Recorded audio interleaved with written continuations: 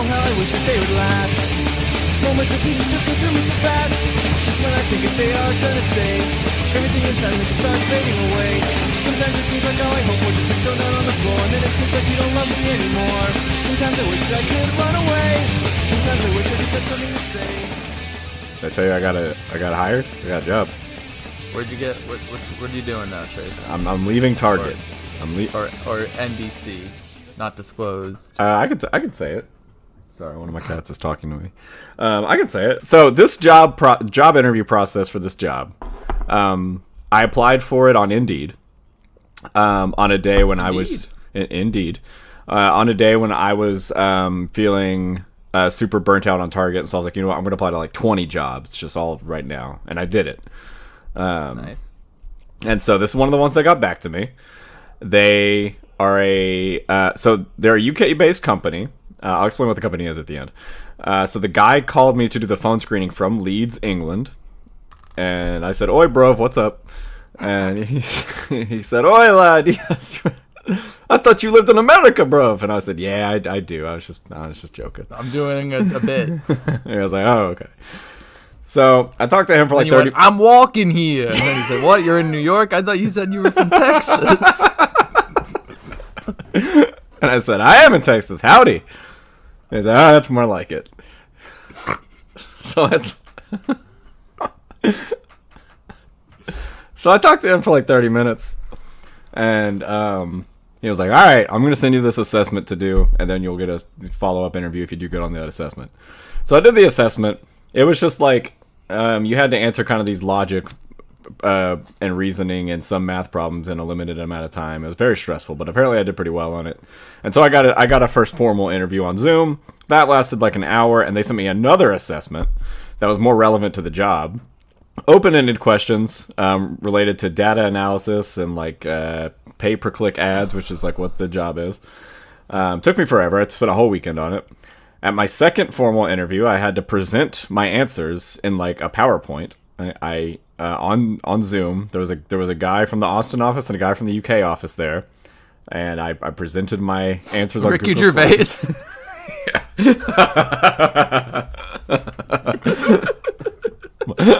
Steve Carell and Ricky Gervais, the American office and the UK office were both there. Very distracting, both of them. Not very respectful. They're both just trying to do impressions and like making racist jokes. Yeah, not very respectful of the time I spent to do the assessment, and you know the not giving me much proper consideration during the interview. But he kept saying that's what she said. Yeah, it moments where it didn't even make any sense. I was like, yeah, this is like 3% of that click through rate, and he was like, that's what she said. And I was like, what does that mean? That's that. Anyway, doesn't even work. That lasted like an hour. That's what she said. I mean, that's a decent time. That's not bad. And that sometimes that is like too long. Yeah, sometimes that is like 5 times longer than what it needs to be. Ladies. Anyway, did that, got off the Zoom with them. Like an hour later, the guy from the UK calls. The guy that I first talked on the phone with. His name is Sam. I'll say his name. I don't give a fuck. He's my buddy. And he was like, "Oi, Trace, how you doing?" Come on the pod. I should ask Sam to come on the pod. Our third Sam. Oh my god, you're absolutely right. And then we'll have an episode with all 3 Sams on it. Oh my god. And he was like, "Oi, Trace, how do you think it went?" And I was like, "Oh yeah, I think it went all right. I seem to do pretty okay for myself, I think." And he was like, "Yeah, it seemed to go pretty okay. In fact, we want to offer you the job." And I said, "Oh, okay." And I said, "Oh, okay. Cool." And so then I got a job. It is for a place called Search Laboratory. So the job is a digital marketing firm, downtown Austin on just giving away my work location. And yeah, I don't know. If you want to kill Trace, yeah, I'll be there sometime. I don't know when I'll be there actually. They do like what are you doing, boy? What am I doing there? Yeah. I have like the role is called paid media associate. And it's basically PMA? Yeah, PMA, exactly. It's basically like data analysis for like paid advertisements, like on Google and social media and stuff. Don Draper. Yeah, stuff. So I'm kind of taking over I'm kind of the 21st century Don Draper in a way. If I've said one thing about Trace, I've known him for a while. He's a madman. Well, everything I've heard about Don Draper sounds like he's a pretty cool dude. Yeah. Oh, that's what the show's about. He's nice, and everyone likes him and respects him, and he's cool. That's why that show's called The Nice Guy. Nice dudes. So I'm saying farewell to Target. Yeah. It's been a long day without you, my friend. And I'll tell you about it when I see you again. We'll come a long way. You know what, Target? You'll always be my brother.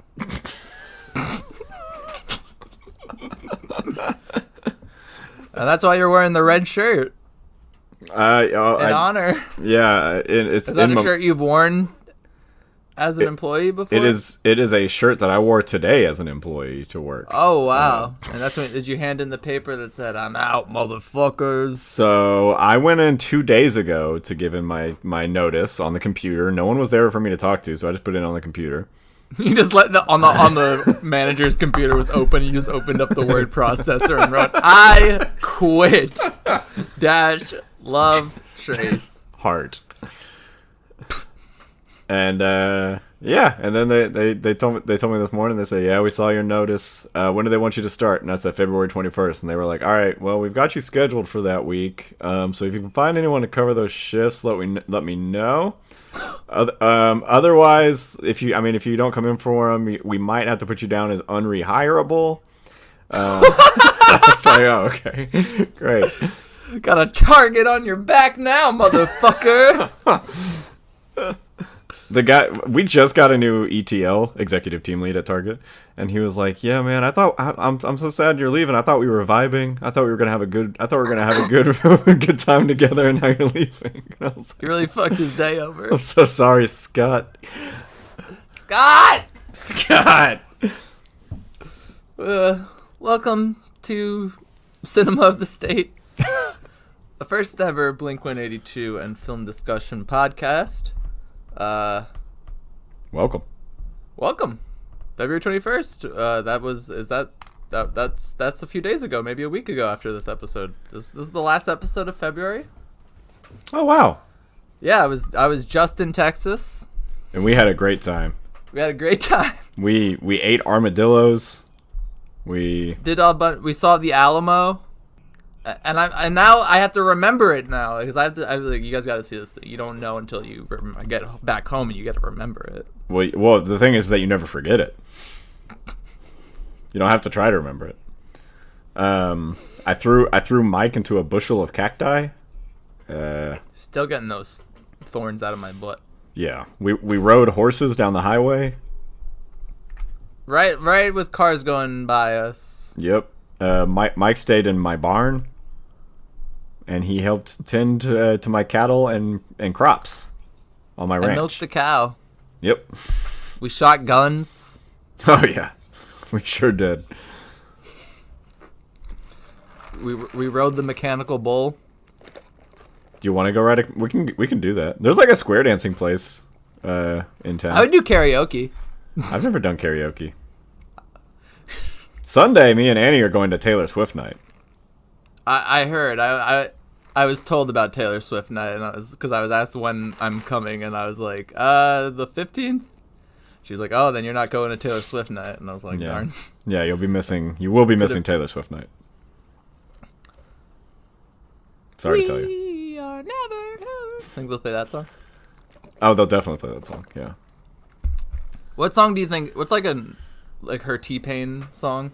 That one wouldn't get played probably. Wait, what? When she made a rap song. Like a novelty. Yeah, she had 2 Chainz on the track. 2 Chainz, not T-Pain. Murray Swift. You know, she had... it was 2 Chainz and Ed Sheeran on the same song. No, I'm not talking about that. I'm talking about What are you talking about? Thug Story featuring T-Pain. Oh, no, I don't know. But I didn't know about this, actually.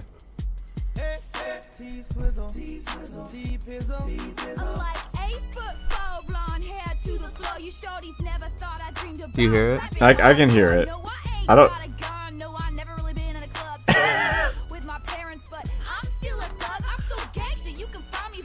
I mean, maybe it's best that we left this behind. Why?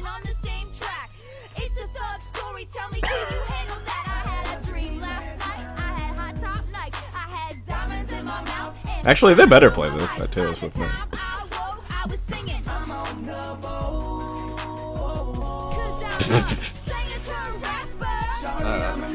I loved it. Sometimes they play it. Sometimes they don't. Sometimes by Blink-182, the 7th track off Cheshire Cat.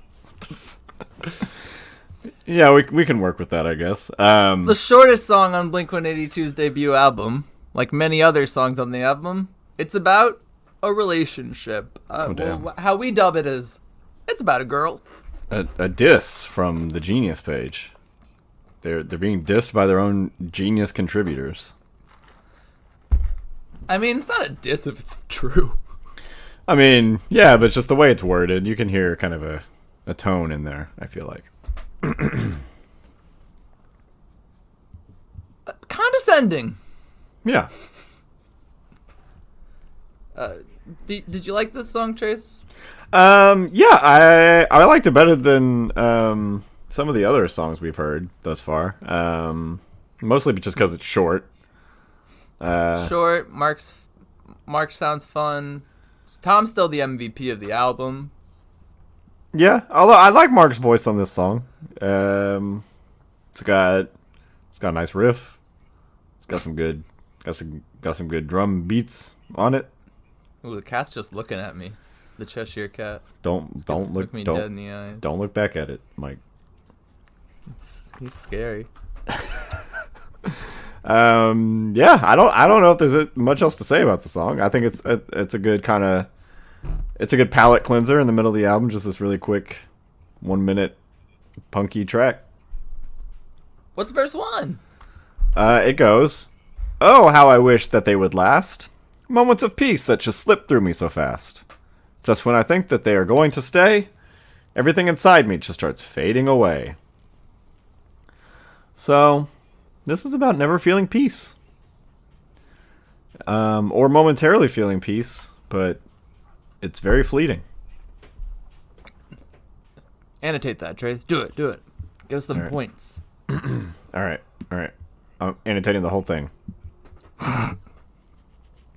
Do it. What should I just write what I said? Yeah. Or then write Love Trace Sever. Okay. Or feeling it very briefly. Love Trace Sever. Okay. There we go. And there's a chorus. Sometimes it seems like all I hope for just gets thrown down on the floor. And then it seems like you don't love me anymore. Sometimes I wish that I could run away. Sometimes I wish I just had something to say. Hey, that's me trying to talk about this fucking song.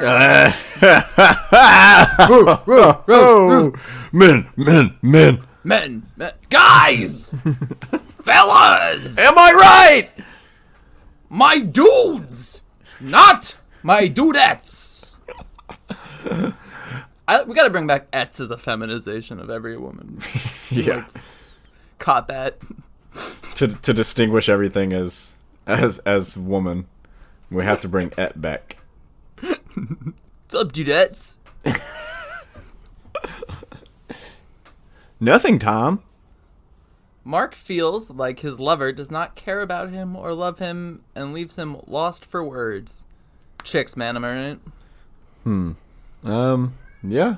I mean, do you ever feel like it seems like all you hope for just gets thrown down on the floor, and then that sometimes the person doesn't love you anymore, and that maybe sometimes that you could run away, or maybe sometimes you just wish you had something to say? Sounds like me. Yeah, I get that from you. One of those. He's one of those guys that it seems like all he hopes for, it just gets thrown down on the floor, and then it seems like someone doesn't love him anymore, and then he just wishes that he could run away, or just that he just wishes he had something to say. He's kind of one of those kind of guys. Like, he sometimes he wishes he could run away, and other times he just wishes he could have something to say. He's a wacko. What can I fucking say? I don't know.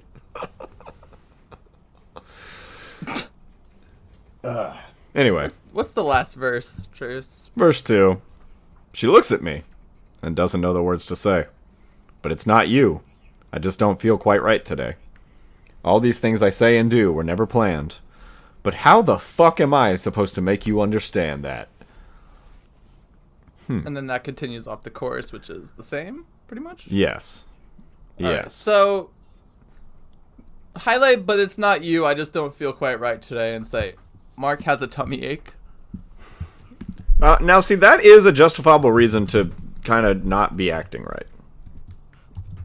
If you ever have a bellyache and you don't feel good, apologies. Having a tummy ache is, like, worse than going to war. Because it's like your body's waging war on you. Instead of We're other really bodies. sorry about this episode. Instead of other bodies waging war on you, I'm burnt out.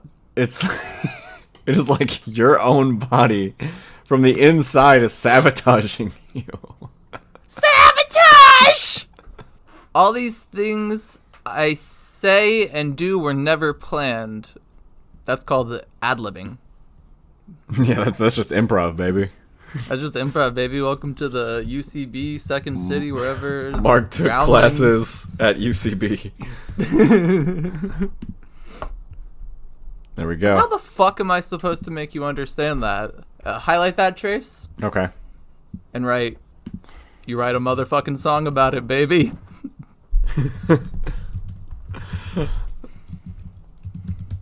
All right. I think this is gonna. I really think our annotations shed light on the songs, like necessary information on some of these songs. If anything, it's gonna get people to Google, like, what the fuck is Cinema of the State? Yeah, or like anyone that gives us downvotes, which happens. A lot. Yeah, we have. Let's see. -4 downvotes on "I Really Wish I Hated You." Why? Oh my gosh, we have a lot of downvotes on "I Really Wish I Hated You." What did Like we say? Several different notifications about it. Really smart. about a little numb. Maybe I can't feel it all. Huh. Agreed. Oh wait, one of them was, "You stitched me up, but you can't stop me bleeding out." And we put, "You are seeing the wrong doctor if this is the case." What's wrong with that? I don't know. Does anyone have a sense of humor these days? Come on. Well, like, sometimes they downvote us, sometimes they upvote us, and sometimes they come back.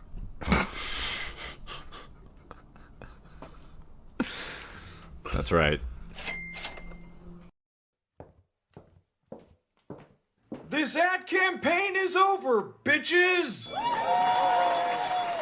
Congratulations, Dan Cox Photography clients. We pulled off another ad and we're still standing. Take that, Mike McCabe, Trace Sever, guy on Twitter who said I'm chaotic, the people who complained about the promo codes being fake, the people who said I can't voice act, and Dad.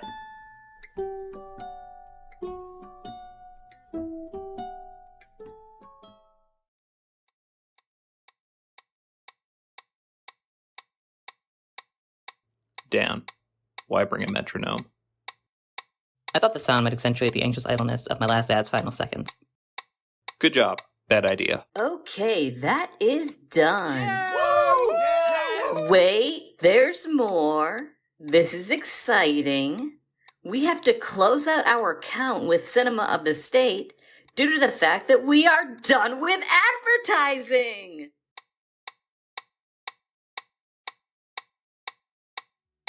Well, Dan, are you ever coming back to the podcast then? I think so. Probably. Maybe.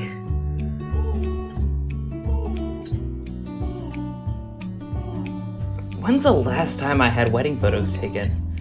I should really give Dan Cox Photography a call. I wonder if he's still running that promotion. I told you we should have went with Dan Cox Photography and not one of the competitors. Hey, young man, why don't you put that phone down and come have a chat with your favorite uncle? You heard about this new wedding photographer out there, Dan Cox Photography, right? I see. This makes perfect sense, actually. I'm looking at his Instagram page right now. Just wish there was a way to tell everyone to visit @DanCoxPhoto on Instagram. Why should you hire Dan Cox Photography? 9, it's never too early to know who you want taking your wedding photos. Dan Cox is the best photographer in the entire world. Oh, crud, not again! Did you try taking pictures of your feet? Mike, you're so funny and good looking. My name is Dan Cox, and I'm happily in a monogamous marriage. I'm bad at flirting, and I have nearly 0 sex drive. So, why is he bad? The bad boy. Bad boy. Bad boy. Bad boy? He is a bad boy. Bad boy. Bad. Why is he bad? Alright, listen here, you motherfucker. I've been trying to get a hold of you all fucking week, alright? And it's no secret that the promo codes you've been hearing on this podcast have been, well, less than legit.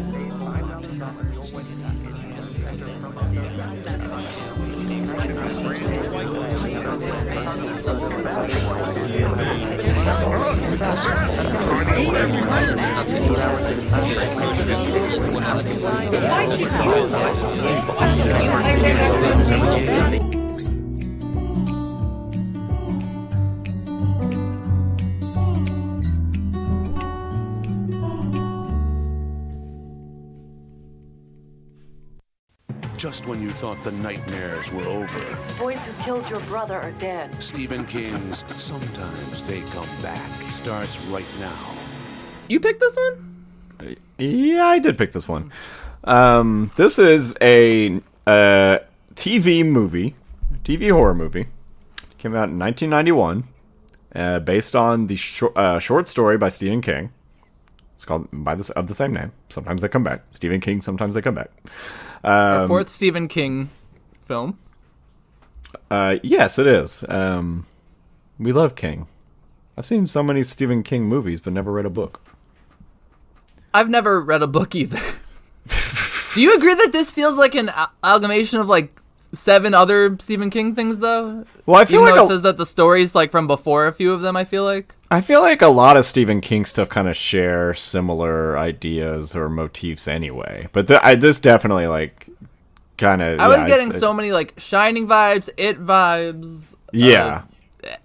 Everything like Stand By Me with the train. Definitely. This one's apparently in the It universe. Like this exists in the same universe as Pennywise. Yeah. Well, the boys in it. Yes. They come back 27 years later. Yeah. Yes. And also Officer Nell is Neil? the same or officer. I think it's Nell. He is the same Officer Nell from It, according to the trivia. I don't remember that character, and I've only seen the newer ones. But it was probably a cameo because he's not even listed like in the cast. So probably a small bit part. But the poster on the Wikipedia is very interesting. Just the entire poster is engulfed in flames. You have the greasers standing by their car, and it says, with Pet Cemetery and Misery, Stephen King scared you to death. Now he's going to scare you back to life. Oh, fuck, don't do that. I don't want to come back to life. So this was originally optioned as a segment of the 1985 feature film Stephen King's Cat Eye. Have you seen that or heard of that? I've never even heard of that. I've never heard of it. Apparently it's an anthology film, but instead they developed it into a separate feature for television. I know nothing about this. Made by Dino De Laurentiis. Legendary producer. Legendary Italian film producer. Made Dune and Blue Velvet and Maximum Overdrive. Halloween 2. Halloween 2 only. Love him. King Kong, the 70s version, which they watch in this movie. Oh, you're right. And he wants to see what happens. What do you fucking think? Yeah, you don't know what happens in King Kong, bitch. Have you seen that one? No. I'm pretty sure the only King Kong I've seen in full is the Peter Jackson. Really? You should watch the old one. Okay, I will. Because that one, I think you'd be like... Because even me, like, watching for, like, the first time a year ago, I was, like, genuinely very surprised that, how they were able to, like, put, like, special effects shots with the live-action actors. Like, they probably actually have to, like, cut film reels and just, like, glue them together. Yeah. Shit like that is so anything like that, like, before, like, computer became the norm for doing... Like, shit like that is amazing to me. Even just editing a movie, honestly. But have you ever showed it to someone and been like, and they're like, okay. And you're like, no, but like, look, the house doesn't hit Buster Keaton. And they're like, okay, sure. Yeah. Yeah, it's fine. I watched it. I'm like, these motherfuckers are more impressed by a damn Hulk. So, this was directed by... Tom McLaughlin. The great Tom McLaughlin. What else did he direct, Mike? One of my favorite Cinema of the State films. Friday the 13th, Part 6, Jason Lives. So, a movie we both genuinely liked. So, a good track record for this guy so far. Also written by Lawrence Connor and Mark Rosenthal, whose past credits... include Superman 4: The Quest for Peace. Yep. Star Trek. They apparently have the story credit for Star Trek 6: The Undiscovered Country. Nice. Mm-hmm. Beverly Hillbillies. Great. And Lawrence Connor is also a writer on The Sopranos. Oh, okay. I mean, that really comes through in this. He also wrote the movie with David Chase. Oh, really? Yeah. Oh, okay. So, really recent work. Yeah, he's still alive. I'm glad to see he's still employed. And so this movie doesn't take place in Maine. No, it does not. It was originally set in Stratford, Connecticut, but they decided to this was filmed in Kansas City, Kansas. Is that where the movie also takes place? Because I don't remember. They don't specify anything. Okay. All that they specify is that they're moving back to the old town. All right. And our main character, Jim, has some emotional problems connected to this hometown. He's recently been going through it. He's a history teacher, struggling with history. Yeah. In his own right. And he's going to be taught, motherfucker. So he's a lesson from hell. He's reliving some trauma returning to his old hometown. Say it like Jamie Lee Curtis. What? Say it like Jamie Lee Curtis. Say what like Jamie Lee Curtis? Trauma. Is that how she says it? Have you not seen that? No. Oh shit, Chase. Trauma. It's a movie about trauma. It's a movie about trauma. The movie is about trauma. The 2018 movie obviously was a movie about trauma. The whole last movie was a study in trauma. It's a lot about rage and trauma colliding. Trauma and evil meeting. They made a movie about female trauma. Well, it's nostalgia, but it's nostalgia based on trauma. What does trauma really look like? This is what trauma looks like. Lori is really dealing with a lot of post-traumatic stress, PTSD. I liked that it was a movie about trauma, and I liked that it explored it through generations. Family trauma, generational trauma. Generational trauma, family trauma, generational trauma. Generational trauma. Generational trauma. Yeah. Trauma.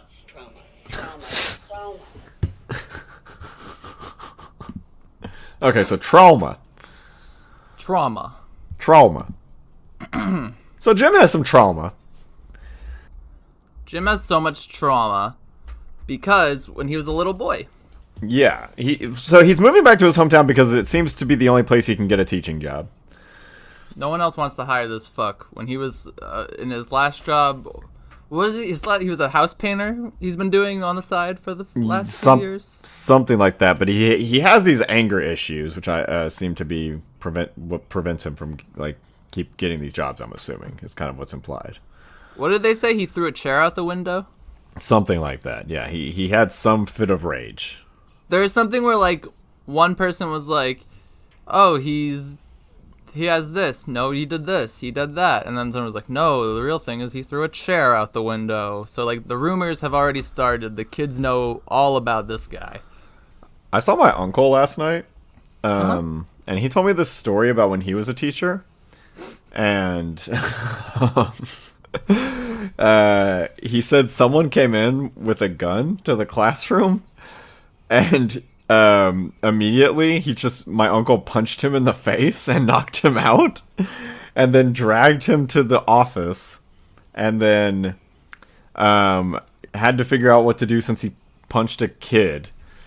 And then it turned out that the kid, it wasn't a pistol, it was like the track firing gun that he was giving to another student, like at request of the gym teacher or something. Your uncle's in the right. I think so I'm on too. your uncle's side. I'm on my uncle's side too. Your uncle's a hero. He saved that classroom. Like the thing that I fantasized about in high school.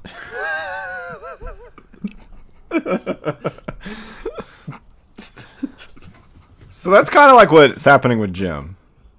He wants to punch a student in the throat.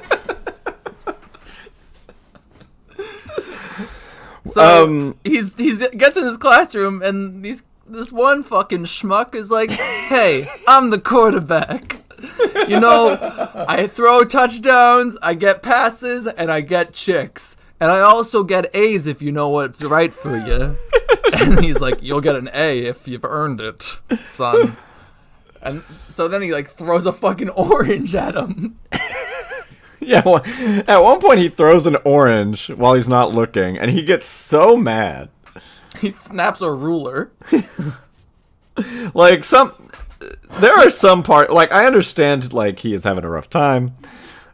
He's kind of losing his mind a little bit because of what's happening to him. But there are a couple moments where like, all right, you are being unnecessarily angry toward these students. I think a lot of times they're like hitting his pressure points in like just the right way that it's like kind of justified each time. And then like they also just happen to be timing it when the fucking principal's walking by. He's always walking by at the exact right moment. Dude. and he's like, "Mr. Norman? Why are you choking a student? Why do you have him pushed up against the lockers?" So that brings us to his past, where yeah, he like it's kind of a cool scene when he like is kind of like watching his flashback. I like stuff like that with like the characters in frame, like but they're not like actually like in. Is there a word for that? Yeah, probably. I'm not smart enough to know it. Probably. It's like kind of like physically diegetic. You know what? That's the new term. He's physically non-diegetic. I'm gonna write that in one of my papers for class. And they're gonna what? Coin a phrase. And then you like when you like you have to like source like where that word came from, and you put like an iTunes link. Friend Mike coined it. Physic. And then you have to like put a definition. It's like you know, when you're like not in the when you can see the character, but like he's not really there, but not a ghost. You know, in Click. The most famous example of physical diegesis. So he's watching his own flashback, just like us. And his brother's like, "Hey, let's cut through the train tracks." I don't remember where they're going. They're going to the library. Oh, fuck. Classic nerds. never gonna read a book again. Yeah. Oh, man, one of them's not.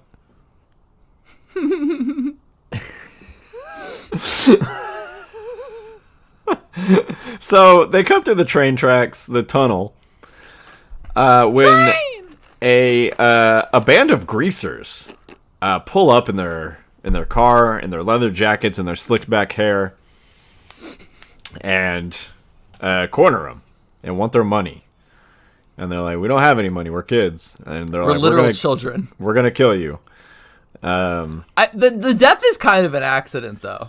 So they don't mean to actually kill him, but they pull a knife on him. They do it. They pull a knife on him to scare him, but then he basically accidentally gets stabbed. But they're like, "He fucking deserved it." One of them looks like Dane DeHaan. This 10-year-old wouldn't give us his money. Or his watch. And neither did his little brother. And so, Jim gets away. As the greasers are trying to stop him and catch up to him, they're getting in their car to try to drive away. Train's coming. They're not fast enough. Train, boom, hits the car, explodes.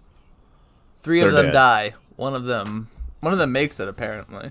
One of them does make it, as we find out, because he is still alive. His name is Carl Mueller. Son of FBI Director Robert Mueller. That's correct. Yeah, his son Carl Mueller, who survived the tragic train tunnel accident. After his delinquent son, and then he went on to hunt our favorite president, Donald Trump. So that's why Jim is having so many problems in this new in his old hometown in this new situation. It's giving him PTSD. It's the town where his brother died, and even his wife's like, I would rather you work somewhere else and not live here if it's gonna make you this much of a fucking psycho. Yes. So he is seeing the ghosts of the greasers. They start appearing one by one in his classroom. Not even the ghosts. They're physically there. Yeah, they've been physically resurrected because everyone can see them. They're part of the classroom. Well, what happens is there's one kid that he has a friendly relationship with that the greasers start chasing in their car, but it's a ghost car. It is a ghost car. The only people who can see it are the people who are being affected by it. So the kid on the bike can see it, and Jim can see it. So Jim starts chasing the car, being like, let's get this fucking guy. And then everyone else is just seeing Jim chasing the kid. Yeah. And then the kid hits the freaking bridge, and he dies. And then not long after, a girl from his class is found hanging in a barn. He finds her because all the kids look freaking older than us. They do, yeah. He knows to look in the barn because he sees it in a vision. So then he looks suspicious there too, because you knew to go to the barn to find this body, and you seem to be the one chasing the other kid. It seemed like you were the one killing these children. And then the third one is the jock that he has his issue with. Yes, Chip Chipperson. Chip is attacked by the greasers. And then that's when they reveal their zombie face, which is really cool looking. It's pretty neat, especially for this made-for-TV movie. It's it's pretty neat effects work. Some pretty neat makeup work. You said you like the aesthetic of fall and autumn vibes. Yeah, cinematography and shots. It's just a nice. The movie just has a nice, cozy kind of vibe. It's just take it on your fall drive and you throw your pumpkin into the river. Yeah, just like that. It's just kind of a pleasant kind of atmosphere that the movie has, and it's just a very just nice movie. I don't know, it's just a nicely made horror movie where they were like, yeah, this is fun. Let's do this. Feeling when you're having fun. Yeah, this is fun. So yeah, and then as each student dies, the greasers replace the students one by one in the classroom. And where did they say they transferred from? Milton? Morton? Milford? Yeah, something. Milford. And he's like, I can't find Milford High anywhere. And then he visits this old man, and he tells him, like, "Oh, I saw your brother. Mm-hmm. I got shot in the head, and then I died for 30 seconds and saw your brother." And he was like, "Help me get out of purgatory." He was like, "It's all no. these greasers' faults." So then Jim goes for one final showdown. Da-na-na-na. Dun-dun-dun-dun. So the greasers meet him in the same place that they killed his brother. It's kind of like That's Who right. Framed Roger Rabbit. I've never seen that movie. I don't know what you're talking about. Trace, you never seen I never seen Roger Rabbit. What the fuck is wrong with you? I never seen Roger Rabbit. Literally, like, might be Robert Zemeckis' best movie. Forrest Gump would disagree. The Polar Express has a few words. Flight coming in. The Walk. Ever heard of Allied would like to speak with you.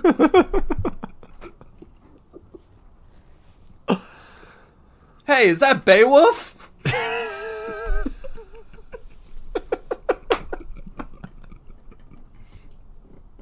All right, be careful. You don't want to make contact.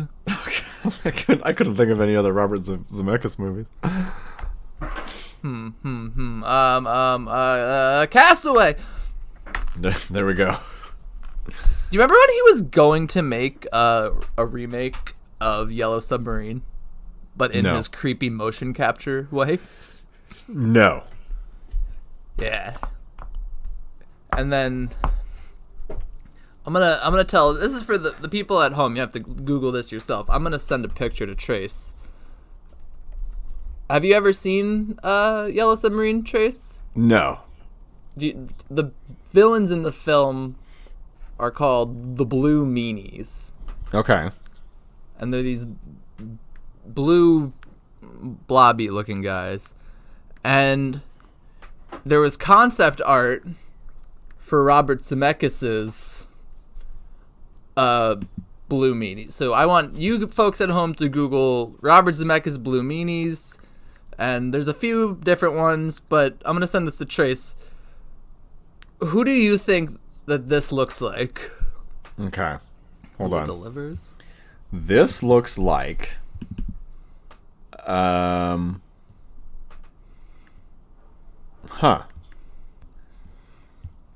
don't really Tell me know. that does not look like America's mayor.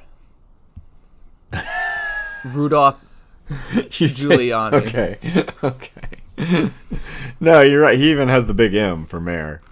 For Mayor Rudy. For Hey, the Beatles!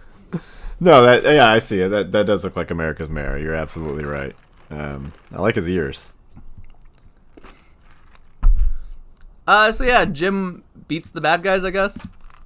Yeah, I don't know. The one that survives then sacrifices himself, right? Yes. And then the little boy, the ghost of his brother, comes back, gets closure. That's nice. Yeah, he like talks to his grown-up brother and like explains that. He's like, no, my brother's a fucking kid. You're like 40, dude. Get the fuck out of here. Where the fuck is my brother? Yo, what did you do with my brother? You friggin' child trafficker? I'll fucking kill you, old man. Also, the Wikipedia plot describes the defeat of the gang as the gang tries to escape in their car, only to have it struck by a ghost train that resembles the same one that killed them in 1963. Not a ghost train. Which sends them to hell.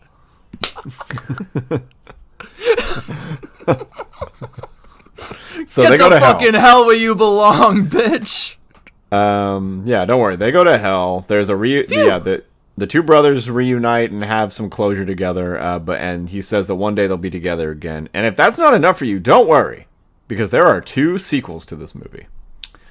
Are they about Jim Norman, or are they just kind of like spiritual? Yeah, So, I'm looking I at it mean- now. It says the main character's name is John Porter. So yeah, I think these are just similar, where like some same type of thing happens. Hilary Swank is in the second one. Wow. Yeah, no mention of the previous characters. So yeah, if you do want more of the story, I guess read the book. I want to see Sometimes They Come Back for More, which has a very interesting poster of the devil's hand coming out of the ice. It says, hell has finally frozen over. And it's like, this one seems to take place in Antarctica. Tis Beelzebub. Beelzebub. Oh, no, Beelzebub.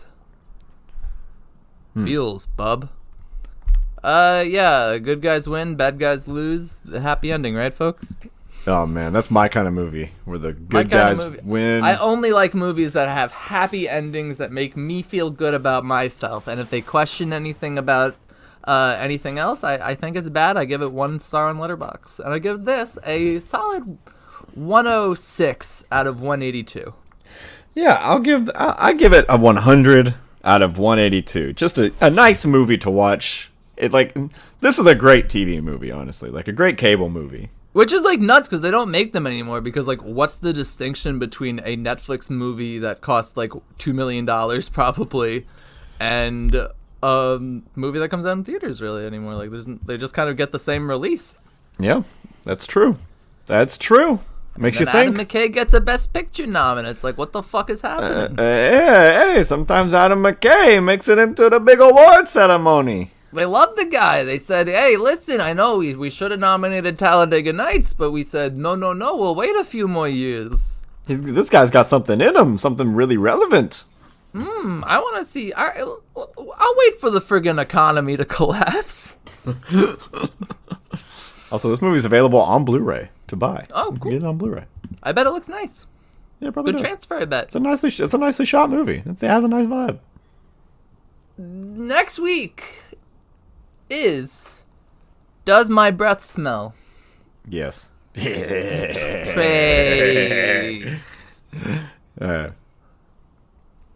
It smells good. Oh, like Squidward. Yeah. And the film we're watching is The Smell of Success. Mind you, the film is not called... It is not called The Sweet Smell of Success. Common misconception around these parts.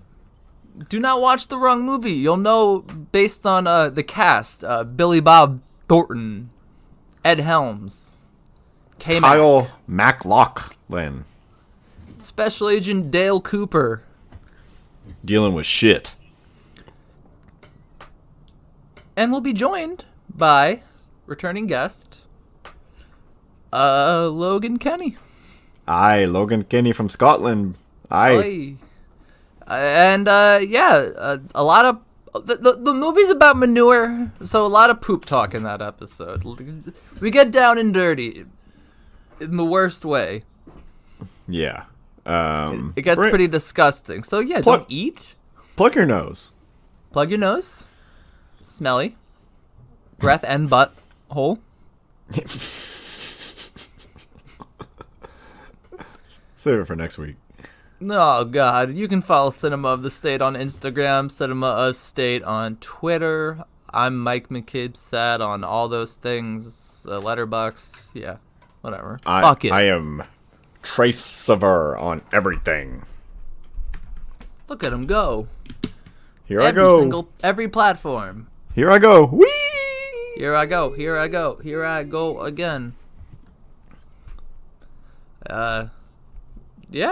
And, yeah, that's the episode next week. We already did it. That's a spoiler. Sometimes we don't talk about this enough, Trace. Sometimes we gotta work backwards. Sometimes we do. Because sometimes this episode was supposed to have a guest. And sometimes they ghost your emails and don't show up. Ghost your emails don't show up, and maybe they'll listen to this episode. Do we even like say who it is? No. No. All right, that's the end of the episode. That's pretty much it. You can follow us on the internet. We'll miss you. Bye. It's been a long day without you, my friend. And I'll tell you all about it when I see you again. We've come a long way from where we began. Oh, I'll tell you all about it when I see you again. When I see